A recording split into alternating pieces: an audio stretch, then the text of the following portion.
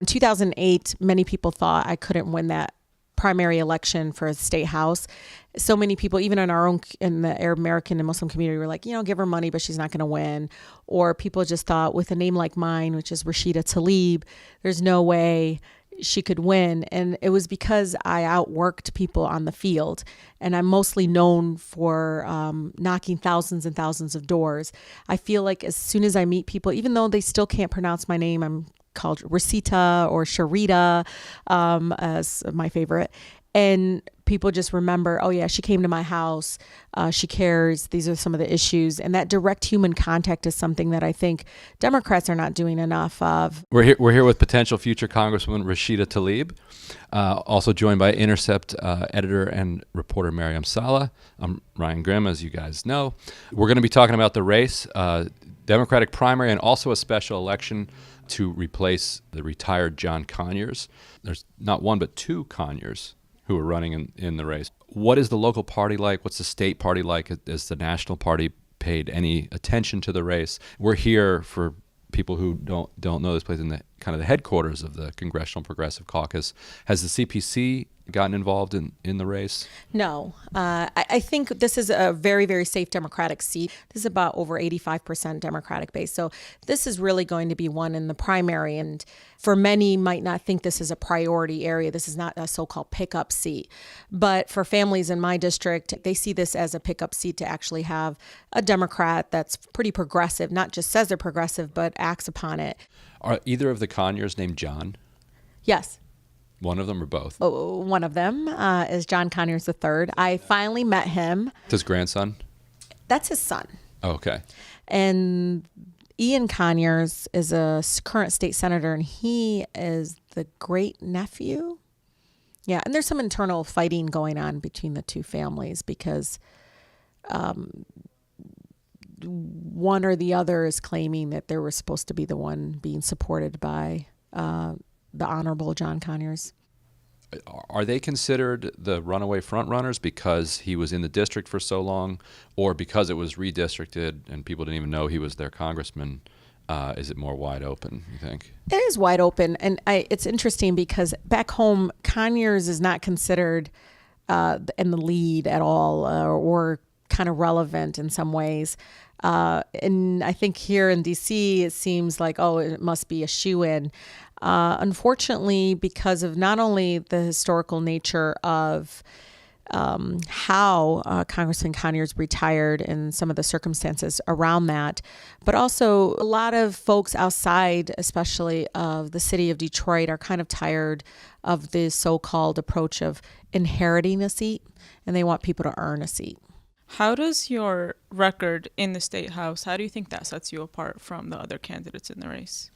A lot of it was going up against my own party members, especially when it came to environmental justice issues.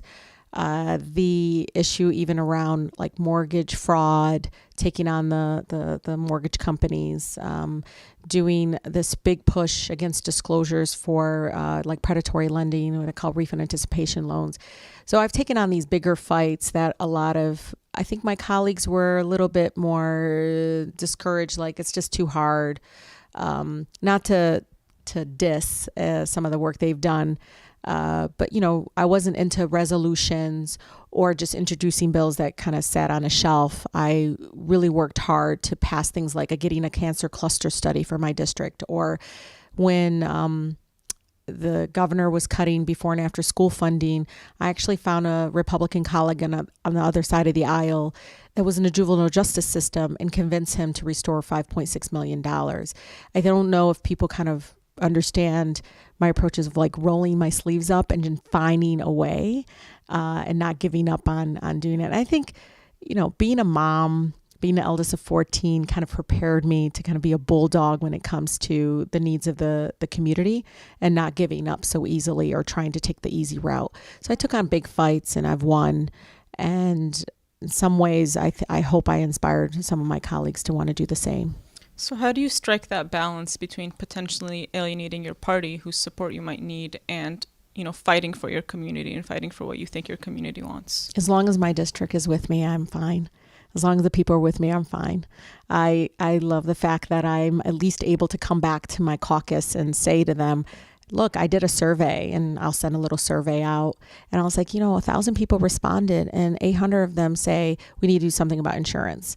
And so just like you would as a community organizer now, I mean, the things that I do around water shutoffs and things, I take some of those things I learned about organizing in the neighborhoods.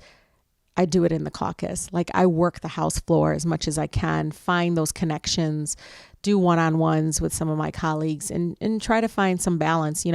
Folks don't want to talk about the issue of choice for women, then I want to talk about infant mortality. Let's talk about funding and getting our babies to 1 year of age. The progressive brand is very strong now. In districts around the country, you have people who used to be Republicans up until very recently, or were independents or extremely wealthy people, branding themselves as these strong progressives, almost democratic socialists. Are you seeing that in your race too? Is everybody out there as like the strongest progressive? They're claiming to be. I was just part of a forum this past weekend. And by the way, there's about 9 or 10 people in this race. And one of the things that came up is, wanting to focus on education. And one of the things I push back on is, well, all that costs money. And these are the same Democrats that voted for big tax breaks for corporations and for the hockey stadium that's downtown Detroit that took about $18 million away from classrooms. And I was one of the very few Detroit Democrats that didn't vote for it and voted against it, and actually got up on the House floor and got hissed at by my own colleagues for voting against it and for speaking out against it. And this was just before Detroit filed bankruptcy. This is one of the issues that keeps coming up in the 13th congressional district, moving so much of our public money for-profit development. So you would be the first Muslim woman elected to Congress if you win. How has that played in the race? And do you kind of use that as a card, like let's break this, or does it not really come up in conversations? Yeah, I think making history together has been inspiring, especially for women, no matter their background. I think one resident said it perfectly. She said, if there's anything I can do to really kind of smack Trump upside the head, it's to send you as my member of Congress, not only as a woman, very vocal, but also as an Arab American, as a Muslima. People see this as for something, right? For diversity, for welcoming, but also it's been kind of inspiring to hear from American Muslims around the country that, it's a huge pressure on me, but, getting elected means he's wrong. That getting elected means they're welcome here. You belong to communities, the Arab American community and the Muslim American community, that until a few years ago were not very politically awakened, and that's kind of been changing over the last couple of years. But what have those conversations been like, and what are you specifically hearing from the Muslim American community on getting involved in politics? That silence is not an option. I think they realize that now.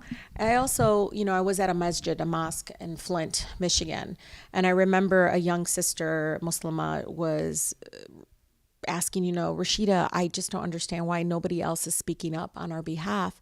And I looked at her and I said, but what did our community, the American Muslim community, say when he said Mexicans are rapists? When we don't stand up for the other communities that are under attack, no matter their background, sexual orientation, whatever it is, it's about those core values that we have to stand up for. And I think it's now that is the awakening that I am really pushing for, not necessarily just voting or raising money for real progressive candidates, but also understanding the civil rights movement, the kind of human rights movement that you see in our country right now is about all of us. And we shouldn't, when we see African-American brother getting directly impacted, we should be standing up for him as much as we expect others to stand up for us. Do you hear much from Muslims outside the community who say something like, I hope you win, I'm going to support you, but man, you're a lot more progressive than I am. Absolutely, especially on the LGBTQ issue. I don't hear it from American Muslim women as much as I hear from some of the, Congressman Keith Ellison, who's the chair of the Progressive Caucus. he had a similar encounter. And I said, what do you say when people say that, fellow Muslims?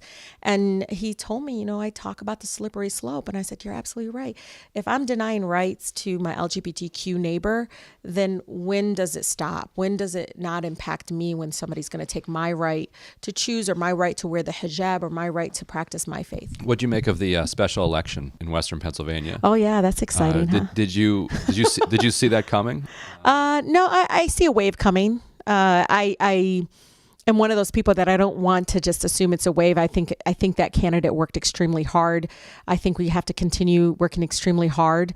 I don't want to take it for granted. I think that we have a moment in history right now that people want to do something about what's happening in our country. And I just hope people are, hooking into them. I know people are really outcome driven right now. They want better outcomes. And I think that's inspiring. And I hope candidates are out there understanding, to really reach out and get more people out to vote. How expensive is it to run in Detroit? So you have to buy the entire media market. Is that right? Or no, we're actually not going to do. So the most important thing I'm focusing on, and the way I outwork a lot of these name recognized kind of candidates, and especially in a very contested Democratic primary, is field. Over 60% of the money I'm raising is so that my team can door knock over 80,000 doors, that we can reach every voter, every absentee voter, really trying to pull out even others that maybe haven't voted in the last 2 elections, is really reaching out to them. We're also, as we're collecting signatures, we're registering people to vote. Young people who said, I know her, I want to, and they're not registered to vote. So we're also doing that. And that is mostly translating into how many contacts and how much dollars. So we need about $1.6 million for this race. What's your support been like from outside the state? I know you've also had events and so on in other states. So, who are you reaching out to outside of your district and outside of Michigan, and what's the response been? Yeah, so I've been reaching out to people outside of the state, primarily because, it's really hard to raise over $1 million in my district, because these are working families and middle-class families. But we do have amazing turnouts for our small events. I call them backyard fundraisers, but they're fun. And people come in at $10 or $15 per ticket and are super excited to come out and participate. But a lot of the people that I am getting support from are American Muslim women in Ocala. She's incredible. Another sister in Southern California, but also Muslims in New Jersey have reached out. I think as people are hearing about me, more and more American Muslims are really excited and want to contribute. How much have you raised so far? Are you beating everybody? I hope so. Yeah, I don't know. Am I allowed to? Okay. No, can't. No. keeping that under your hat. We kind of want to surprise people. Fair enough. So he's smiling, as long as my finance director is smiling, and yeah. I was in South by Southwest this past weekend and interviewed Beto O'Rourke, who's running against Ted Cruz. Mm-hmm. And when he first got to Congress, he started out doing call time. Going to the DCCC headquarters, calling the PAC folks. And eventually he just gave up. He stopped paying his DCCC dues, so he stopped moving up in the ranks. And then now he's running for Senate based on his own small donor network, so kind of taking it around the party. Do you have a call time equivalent in your campaign, and what would you do when you got here to Congress in terms of fitting into the kind of DCCC leadership structure, or trying to figure out another path forward? Well, I right now, most of the work I'm doing in raising the money has been hand in hand with, motivating and inspiring people, regular people.